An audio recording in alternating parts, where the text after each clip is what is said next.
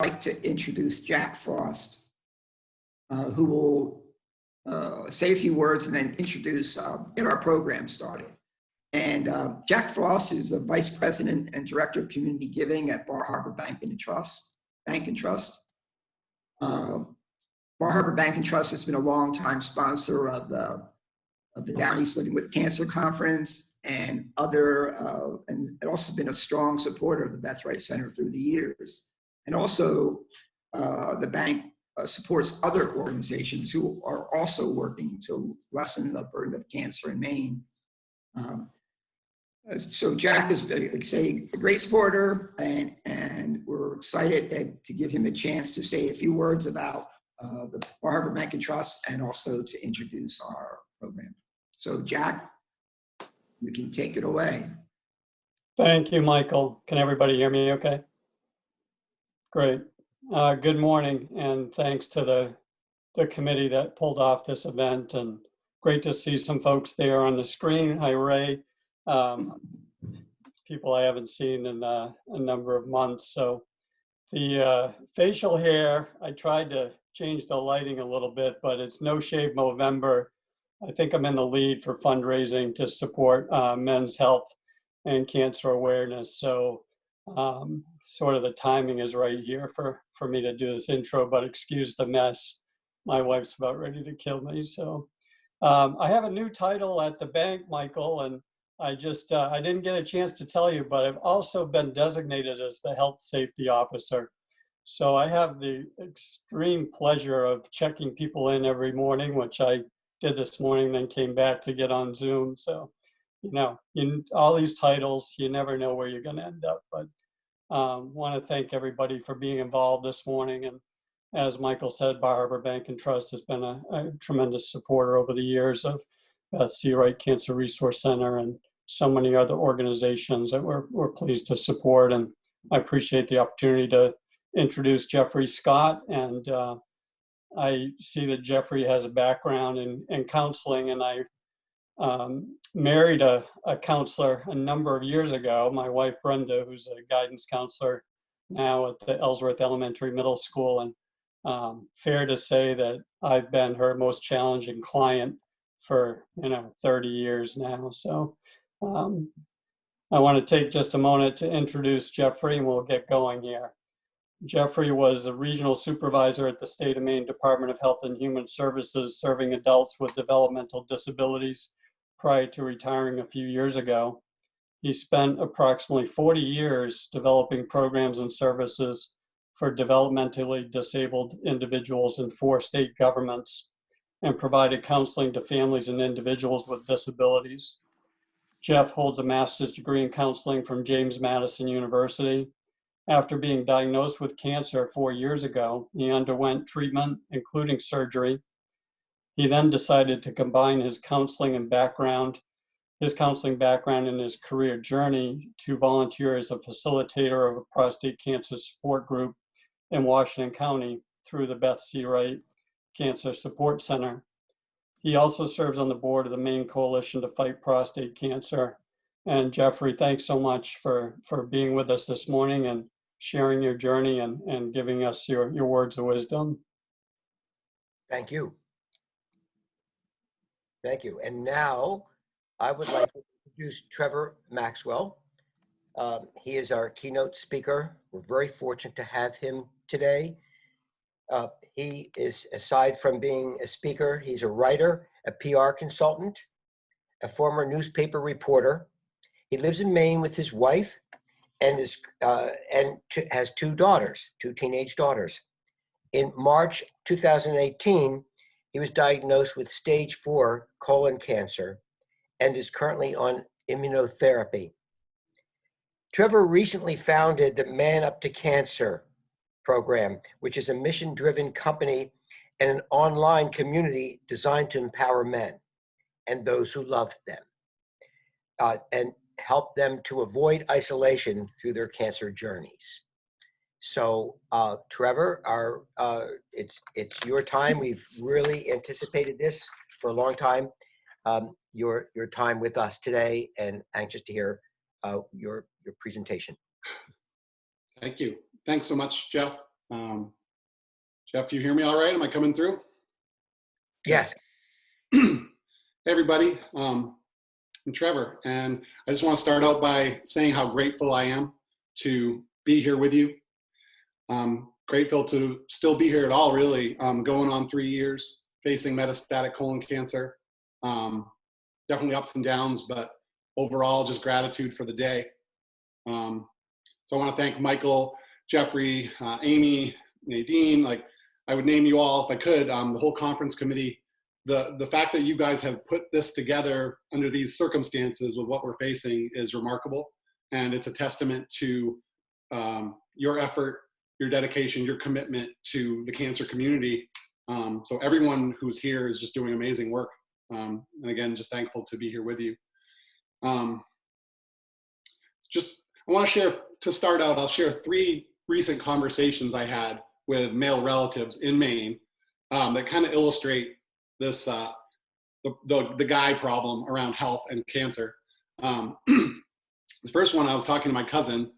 He's about 40 years old, lives in Western Maine, and he, we were talking, and he was just confided in me. He's like, hey, I've had this toothache for like 5 or 6 years, and it just keeps getting worse. And I was like, and you haven't gone to the dentist? And this is someone, his wife has insurance. He could go to the dentist, but he just says to me, I'm not going to the dentist because I'm afraid what he's going to tell me. And you just kind of shake your head, right? Like, yeah, I'm pretty sure he's going to tell you there's a problem, so maybe you should deal with it. So that's one of the anecdotes. The other one, my cousin, a cousin who is pretty close to me, he knows that I've been going through cancer, colon cancer, and he's beyond the age of getting a colonoscopy. And I just keep encouraging him to get a colonoscopy. He says, he doesn't have insurance and he doesn't want to get it. And he's also afraid of what that might show. And, I understand that insurance is a huge barrier, finance is a huge barrier, but my message to him has been, it's going to cost you a lot less now to maintain your health. Maybe go see your primary care doctor occasionally, get your screenings, than it's going to cost you if you develop cancer. I promise you that. And then, well, I'll skip the third one at this point. But my point is with these relatives is that it doesn't really matter whether we're talking about a simple problem, something with your tooth, or it's something that's potentially life-threatening. Most men are just not good at taking care of their health for a number of reasons. And I feel like it's time for us to change that. And so today I'm going to talk about some ways that I'm hoping to change that narrative, and hopefully give you some ideas along the way of how we all can help change it as well. So my story starts pretty much 3 years ago. I was 41 years old, relatively healthy, always active, athlete, ate pretty well. I lived a pretty healthy life. And we heat our home mostly with wood, and it would be nothing for me to take wood from the barn to the house like for hours on end and have no problem with that physically. But as the months went by 3 years ago, I started to get more and more fatigued and just feeling like I was winded, to the point where eventually I was having a hard time doing any wood at all. So, but like so many men, I had not been for a physical exam and pretty much thought I was invincible and hadn't gone to a doctor in maybe 6 or 7 years. So I put it off. And, if there's one regret that I have, that would be the one. I wish that I could go back and go to my PCP, my primary care physician, get checked out, get my blood work done, have an annual physical, because what it would have shown is that I was becoming more and more anemic. And by the time I did call my doctor and had my blood work done, I almost needed a transfusion because I was so anemic. So my doctor had me do a colonoscopy, and at the colonoscopy, it was revealed that I had a 9-centimeter tumor in my ascending colon. I wasn't even really sure what my colon was, to be honest. My knowledge of anatomy was not super great. So my large intestine, just a very large tumor, and it was just a complete shock. So my wife and I and our 2 daughters, who were 10 and 12 at the time, it was just a complete complete asteroid that hit us in our lives. So I'm going to share I will share a couple photos of, well, let me just tell you the Cliff's Notes. So I got diagnosed with colon cancer. I had a colon resection, so I had a part of my colon taken out. Unfortunately, the cancer had already metastasized with one tumor to my liver. So I've had one colon surgery and 2 liver resections. And I've also done chemotherapy, and now I'm on immunotherapy. So I'm just going to share with you, hopefully this works, some of the photos from my journey, just a couple. This is Jack Frost. Can I get a thumbs up if you guys are seeing that? Okay. So this is myself, my wife Sarah, Sage, who is 15 now, Elsie, who is 13 now. This is a great example of kind of, the joys of life as you're going through cancer. And then here's a photo of me after this was my first liver resection. So both of my liver surgeries were open surgeries. So pretty huge open incisions across one went all the way across my abdomen, and the other one kind of went all the way up it toward my sternum. And again, if people think the cost of preventive care is high, this is really expensive. And I have to say, thank God for my wife, she's had our insurance, and I've had good insurance and been able to get through this without being completely bankrupt and broken. And I know a lot of people don't have that luxury. So I want to thank God for Sarah for financially carrying me through this. And then here's just one more shot of my abdomen.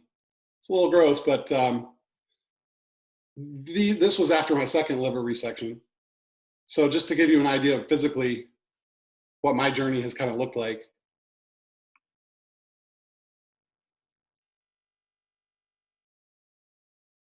Okay, so I'm going to stop this share, come back. So my diagnosis crushed me. As a man, I was used to, I was a journalist for many years, and I was a communications consultant. I ran my own business. We were raising kids, very active, and all of a sudden I went from a 41-year-old active professional with a busy family and everything was going great to life-threatening disease. And the physical part, like those scars and the surgeries that I was talking about, those were difficult. But for me, the real pain was emotional. The real pain was the mental aspect. So I suffered from clinical depression, anxiety, the idea of talking to you like I'm talking to you today.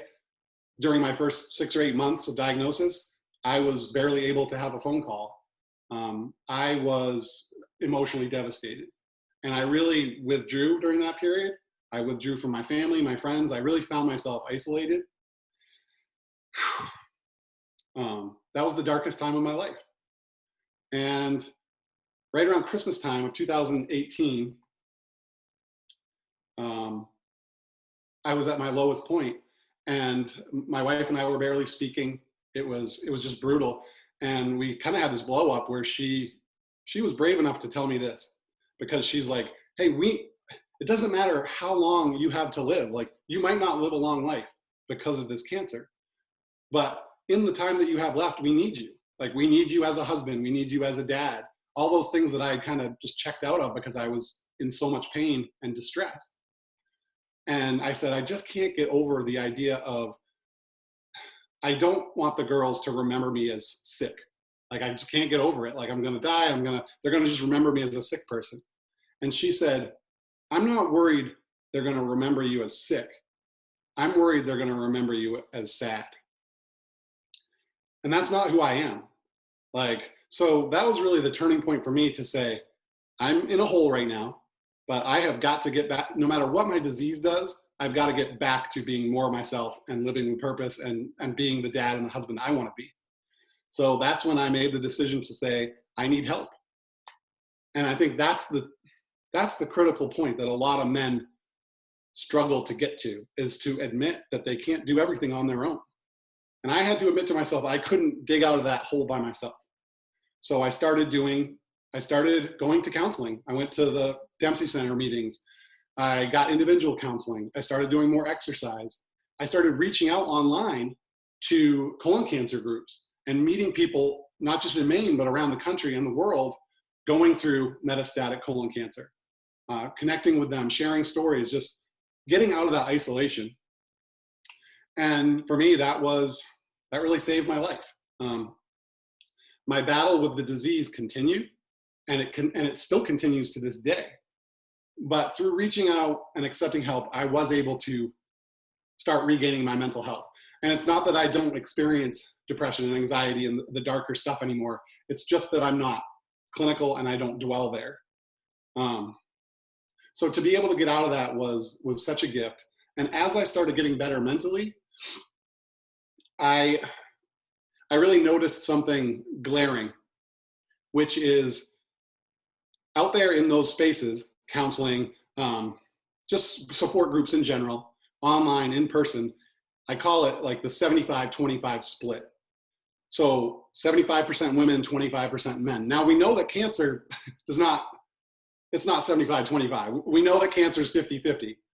So why is it that 3/4 of the people out there reaching out and getting help are women? I think we kind of, if you can think of the men in your lives, and I think about myself and how I responded initially, we kind of intuitively know the answer there. When facing a cancer diagnosis, women in general tend to reach out and men tend to check out. And in general, men are taught to handle health problems individually, to not burden others, to toughen up and get through it without help. And this approach can work for some problems in life, but for men facing cancer, it can be really problematic. So that 75-25 split was very evident to me online. I joined a group called Colon Town, which is a national and somewhat international group for colorectal, colon, and rectal cancer patients. And it's all patients, caregivers, providers, and I would constantly come across, it's 75% women, and so many women on there who don't have cancer, but are trying to find help and solutions for the men in their lives. So many wives and moms and daughters and sisters on Colon Town saying, hey, the guy in my life is hiding out. He doesn't want to deal with this. He doesn't want to get a second opinion. He is just checking out. And so that's the genesis of this whole Man Up to Cancer idea, is that I knew personally that I couldn't be the only guy out there struggling with the mental health aspects of cancer and feeling like I needed support and that I couldn't do it on my own. And I knew that there were so many other men out there struggling with a cancer diagnosis and feeling the same way, but didn't necessarily have the right resources or didn't know where to go or didn't know who to turn to. So that's where I started really thinking. I started talking to my wife, and again, my wife, Sarah, my wife comes in huge in this story again, because she was the one, we started talking about this phrase, man up to cancer. And to me, I'm gonna just put it out as clear as I can. People always say, what does it mean to man up to cancer? People bring their own ideas to that phrase.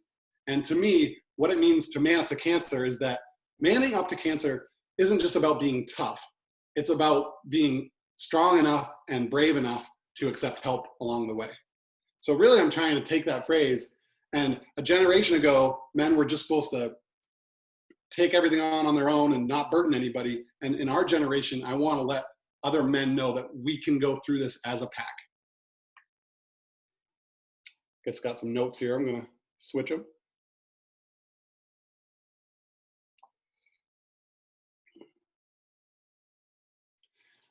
Okay, so what's so bad about this isolation problem? I've had Ben say to me, like, I don't need any help. I don't want any help. I'm going to do this on my own. And that's fine. And for people who make that decision, I respect everyone's decisions on how to face their journey.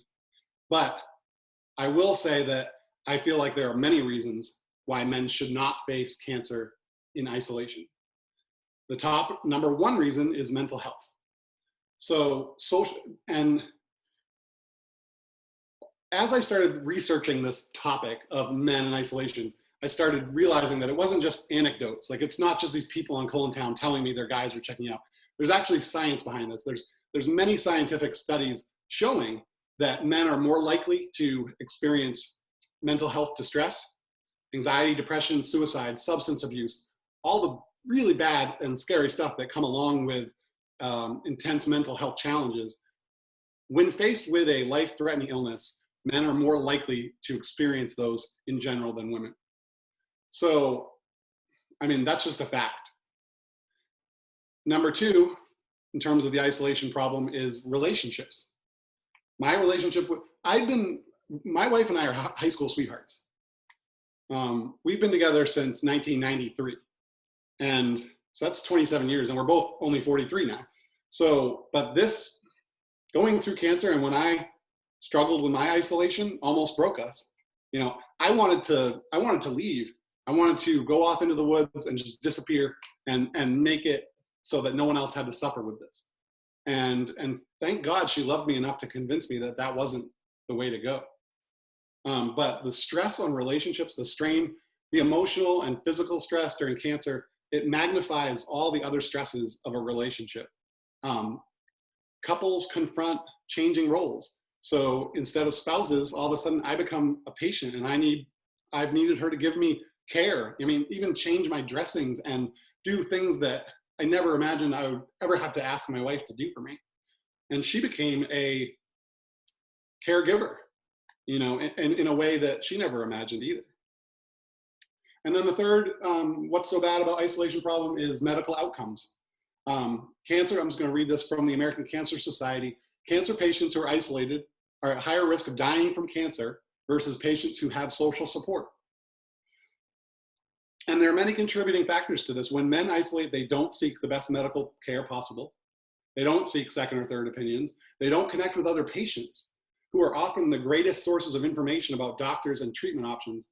Oftentimes, us, the patients, are learning from other patients around the country about what our options are and where to go, how to extend our lives. And men are doing that far less than women.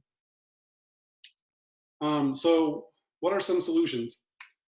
I think number one is we have to change the culture. We have to encourage men to connect with other men facing cancer, online, in person, or both. We also have to acknowledge that men need different tools.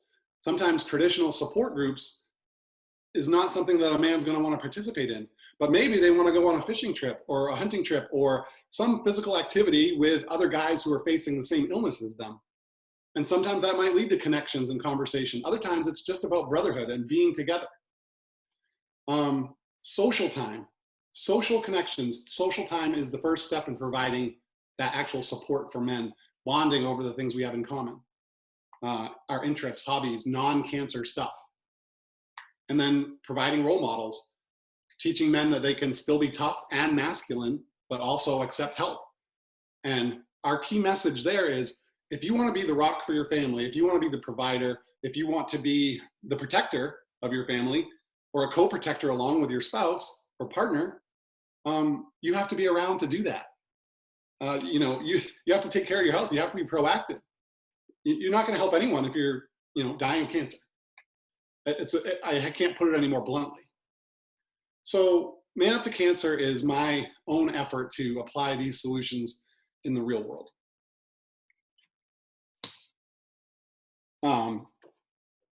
So I started speaking about it about a year ago. I started this Man Up to Cancer. I call it, it is a community. It's an online community, and I have a podcast, I have a website, and I also launched a Facebook group called Man Up to Cancer, The Howling Place. And we use the image of the wolf to tie together all the Man Up to Cancer stuff, because wolves take care of one another. They don't abandon members of the pack. If one wolf is sick or injured, the other wolves are going to rally around that wolf and get that wolf back to health. And if that wolf dies, they're going to mourn that wolf. That's actually what they do. So it really compelled me to say, as men facing cancer, we need to go through this as a pack. So the private Facebook group called Man Up to Cancer, The Howling Place, started it on January 1st and brought in another survivor, a friend of mine from North Carolina, Joe Bullock, to help me admin the group. And we now have more than 800 men we have a handful from Maine, but it is national, and we have guys from, I think, 7 or 8 other countries in the group right now. And it's just growing, growing steadily. And what we are hearing in the group from the men is that they are just really thankful for a place of brotherhood. It is a social place. We don't talk about treatment, science. We connect them with others for that stuff. But the Howling Place really is just a general social camaraderie support for men impacted by cancer. And also here in Maine, I am facilitating a new men's support group through the Dempsey Center, which is available to men statewide. And we meet twice a month on Zoom. So you can check out the Dempsey Center for that. So that's it. I want to thank you for having me and for choosing a topic that is obviously, that's my purpose right now, is to serve other men who are facing cancer and be there for them. And so the topic of men's health in general and prevention and helping men who have cancer is one that is right in my heart. You can reach me at trevor@manuptocancer.com anytime. It's trevor@manuptocancer.com, and I'm happy to answer questions. Thank you.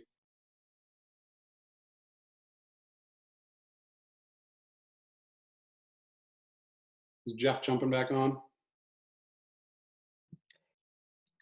Yes, Trevor, I really have to say, at least speaking from my perspective, is that everything you said, I'm absorbing, and I hope that others having the opportunity to be able to listen to what you've said, you speak in such a way that it's real, and it's your energy is wonderful, positive, and the points that you brought out are real take-home points. Thank you. The isolation and your point about the 75-25. So true. I read the same studies about support groups, and I know when we started a support group in Washington County for prostate cancer, it was a lot of the spouses were the ones. One couple. I asked the gentleman if he would like to participate in this support group for prostate cancer, and he said, "No, I don't need that. I'm all set." And the wife said, "Oh no, you do need that." I've heard it many times. Yep. So it's just I'm so glad this is recorded because I could listen to it again and again. Your presentation. Thanks. Thank you so much. Thank you. Anyone else have questions? Amy, do you have anything that you want to pass on? One thing I would say, if people are having issues with the chat, you can maybe now, if you just want to have a question, you can just talk it, just unmute yourself and ask a question. Hi, Trevor. Nadine here. Hey, Nadine. I love what you said. Thank you. I mean, really, it's very valuable for women as well. Yeah. We don't want to, me as a cancer patient, we don't want to sit around and talk about cancer all the time. No. We want to get out and do stuff with people that know what we're going through. So thank you so much for driving that home. Yeah, thank you. And like we always talk about, it's not just when we talk about men in isolation and cancer, we're talking about their families, the women in their lives, their kids, their communities. So this issue really affects everyone. And if we can just convince a couple men to kind of get out of that isolation, get out of their man cave and sort of reach out rather than close it all in, we're going to help families as well. I mean, women cancer patients too. Yes. Oh, Absolutely. that philosophy that you just brought up. Thank Absolutely. you, Trevor. Thank you so much. Hey, Trevor, Donna Weigel here. Thanks so much for your talk this morning. I'm a stage 4 cancer patient myself, ovarian cancer, and I want to say that a lot of what you said today resonates with me, and how you felt early on in your journey, and not wanting your family to have to go through the dark times with you and isolating. I appreciate you sharing some really personal stuff this morning with us. And as Nadine said, a lot of what you're talking about isn't just for men. It translates to women as well. So thanks so much for joining us today. It was great. Thank you very much. And the podcast itself, if anyone wants to check out, just search for Man Up to Cancer podcast, because that's for the audience is men impacted by cancer, but also women impacted by cancer, and pretty much everyone in the cancer community. So that's public, that's out there for everyone. I hope you will give it a listen. I think there's some good stuff for everybody on there. Trevor, we do have one question in the chat box from Anne. She says, I work in healthcare. How can providers do a better job of setting up men with support at the beginning of their diagnosis? Man, great question. That is a gap. That's definitely a gap for sure. Joe Bullock, the guy who helps me admin the group, says he wishes that on his diagnosis day, they had led him down the hall to the counselor. Boy,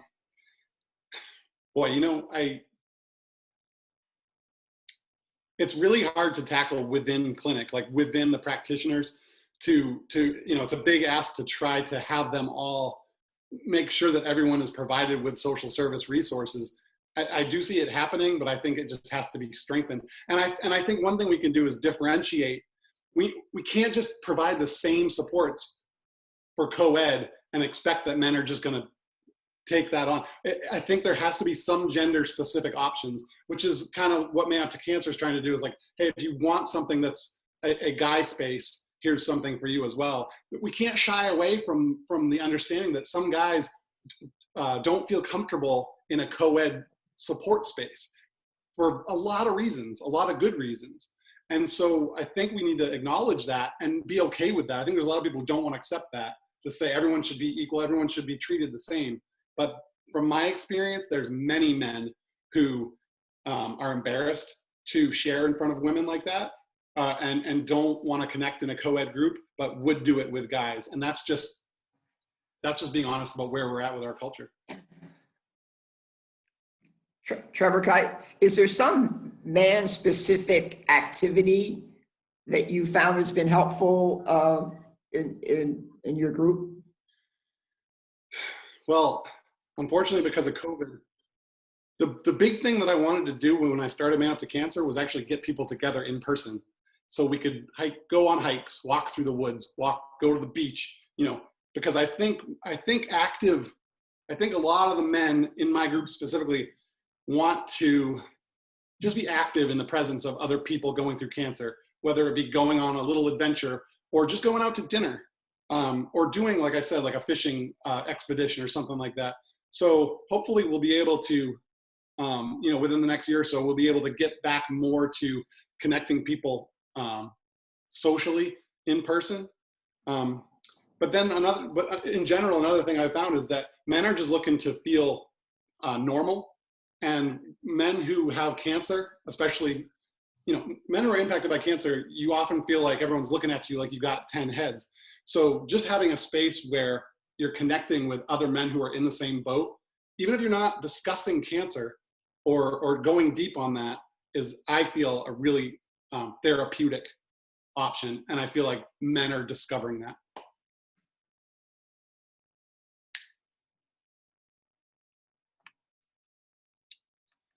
Whew. So Anne has a question about. Well, there are a couple chat. Yeah, I'll let Amy read the ones that. Go ahead, Okay. Amy. Well, I think you see this. Well, first of all, a response to your concerns about getting men set up with support early on. Angela suggests linking them with patient navigators. A cancer navigator, and specifically to help them with wraparound services. I think that's a really good suggestion. Absolutely. Yeah, where are you with that? Do you use a navigator? Have you used a navigator? I did, but again, another issue is that people are only ready for what they're ready for when they're ready. That was a mouthful, but what I mean is I wasn't ready for certain supports early on because I was only ready afterwards. Some people are ready earlier or want that earlier. So touching people at different time points in the journey is really important. Like I did have a navigator that I was assigned to early on that I did not take advantage of because I was isolating. So I think it's great. And I think for the people who will use that, I think that's awesome. I just think there needs to be routine touches. In terms of the mental health piece and social support, psychological support, there needs to be multiple touches at various points in the journey. I suppose, do you have any recommendations for people who have a friend who's a man with cancer about how you might reach out to this person, to them, and well, yeah, I mean, the biggest thing for me is like, if you're a guy and you have a guy friend diagnosed with cancer, the biggest thing you can do is just active presence in that person's life. That person needs to know that you're not going to abandon them or treat them differently because they have cancer. So staying present in their life, not trying to fix everything, but just being there as a friend and reaching out. And you know, people diagnosed with cancer, we often ask, like, what is it that you need? The problem is men often don't know what they need. So the best thing to do is for people to just say, I'm here for you. Let's go for a walk. Let's be together. Like, to not abandon that person. In my mind, like that's the biggest thing you can do for your friends, and also not to treat them differently. Like, I have a poker game. I went to my poker game like a month after my diagnosis, and one of the other friends was just acting so weird, and I feel bad, like it's uncomfortable. But he basically like didn't win a hand, like let me win a hand because he was feeling bad that I had cancer. And oh man, did that piss me off. I was like, if you ever do that again, I'm gonna kick your ass, because I'm still one of the guys and I need to be treated, I need to feel like I'm still part of the group. Like, even though I have this disease that separates me from you.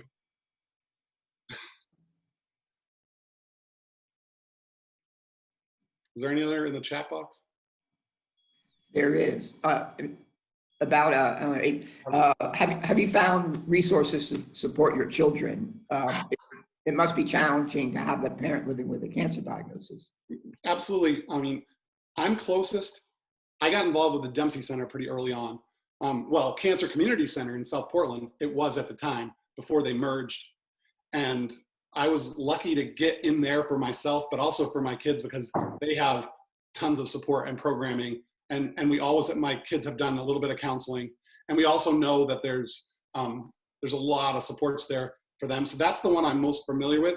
I'm sure that you all know that, you know, from other centers, what those supports are. So tapping into your local cancer support community and asking what supports are available to your kids is huge, I think.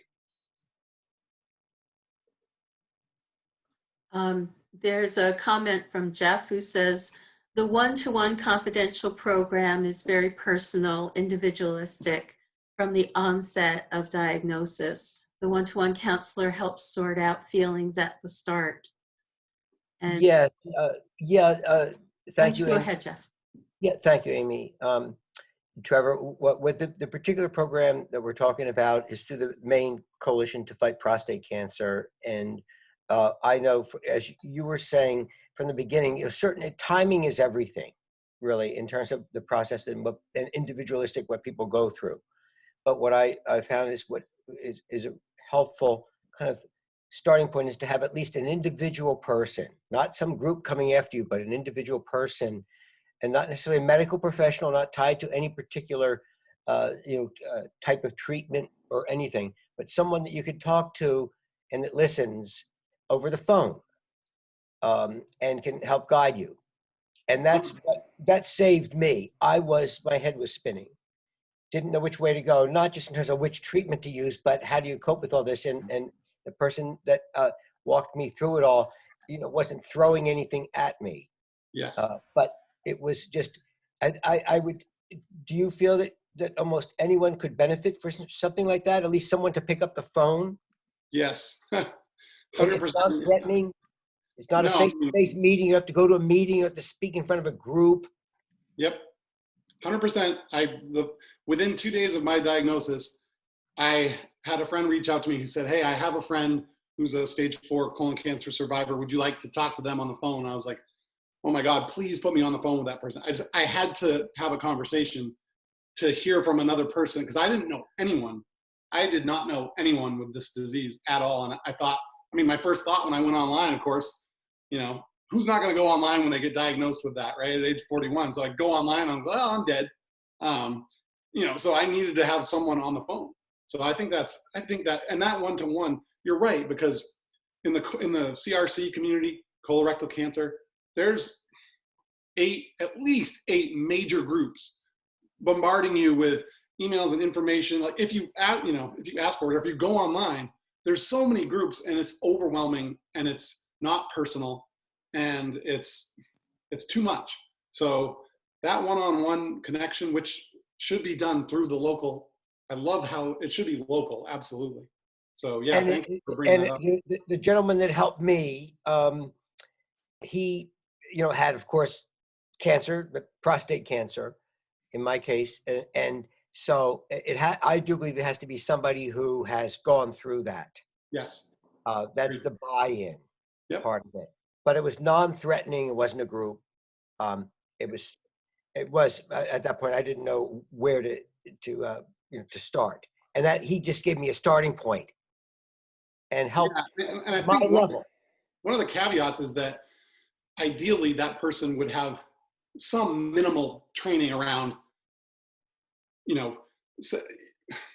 some minimal training around being that presence and being that listener and being a little bit of a mentor without coming in and saying, do this, do that, right? Like, this is what you need to do, because that can also, that's a little bit of a dangerous path when you just have one person trying to guide your decisions and treatment.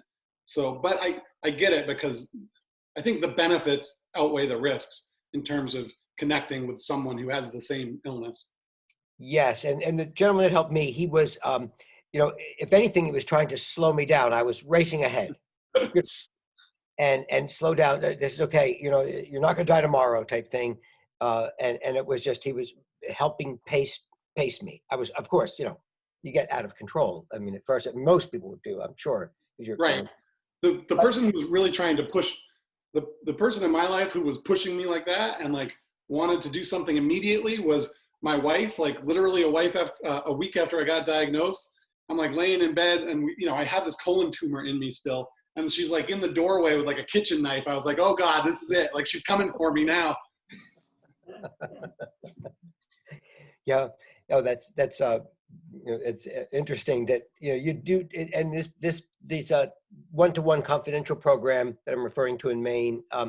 We've all of our one-to-one counselors have all gone through the training, and it's pretty common sense training. You listen and reflect, and the basic counseling type of skills. You don't have to have a master's in counseling or anything, but just common sense type of things. But we all have it. It's sort of a standard training that we have. Awesome. Thank you. Thank you. Angela, and I just wanted to say that the biggest part of my cancer patient navigation is listening. It's just really listening to the patient, and the other part is Google is not your doctor. Causes a lot of anxiety when you get on Google. You find a lot of stuff on there that really is not true, a lot of myths, a lot of stuff that causes anxiety. But I just want to say that the biggest part of my job is listening, just listening to the patient, because a lot of the stuff that's in their head that they're thinking, if they can just say it out loud and have somebody to just hear it and validate it, that it's all right. It is okay to feel that way and to think that, and to have somebody just shake their head or hold their hand and say, yep, you're not alone. Everybody feels that way. Everybody thinks that. That goes a long ways. Absolutely. I'm incredibly lucky to have an individual counselor through the Dempsey Center. When things were going well for me and I was stable on my disease, I spaced that out to like once a month. But now I'm back to once a week because my disease is progressing and it's causing a lot of stress, logistically and emotionally. So I see my counselor there via Zoom once a week. And that's a space where I say things that I would never say to anyone else, anyone. that I need to just get out, that I need to say. So, and I know not, you know, so for me, counseling has been a great tool. But again, every guy is different. Sometimes talk counseling is not something that's helpful for a man. But maybe there, like I said, maybe there's other tools in the box that we can use to make sure that person's not isolated, even if they don't necessarily want to talk about it. Trevor, we have a couple of other comments to that regard. Donna says that it took her more than 2 years to ask for help on her cancer journey. I thought I could go it alone, but finally realized I could not. And she says, everybody needs a cancer buddy, someone with the same journey, someone with the same cancer, especially if somebody who has, if it's somebody who has been on their journey for a number of years. Was there one person in your life in particular that you reached out to first? No, I found my mentors through Town. People who have become dear friends of mine, a woman in Omaha and a man in Missoula, Montana, and others, but those two specifically, and another from Grand Rapids, Michigan. These three people have become fast friends. They're patients like me with families like mine, and we are in touch all the time. They've become, you know, extensions of my family. But I think that's absolutely necessary, and it goes to Jeff's point about the one-on-one, but it also, you know, goes to the, yeah, I mean, I think it just gets to that idea that if you're connected with someone walking the same path, there's just a level of comfort that you can't get any other way. And that's what we're trying to do with also in the Howling Place is we do hope to, it's hard to implement all this stuff, but we have not done a mentorship program in there, but that is something we're looking at and trying to explore a way to connect people, especially, you know, with the same very similar diseases. And Man Up to Cancer, again, is not just colorectal cancer, it's all cancers. So matching people by cancer, and then also, you know, putting someone like myself who has been in this for 3 years with someone who's newly diagnosed. You know, I think down the road we can use the Howling Place to do that. And I think that's going to be really valuable. You know, there's a new association in the last year and a half in Maine, Association of Maine Cancer Support Centers, that are sharing resources. The Dempsey Center is part of it, Christine B. Foundation, Beth Wright Center, among other groups. But having that mentorship, developing a mentorship program, and then having through that association, or at least making it accessible to all members of that association. So there's one program that can be replicated and across the state. That would be great, I think.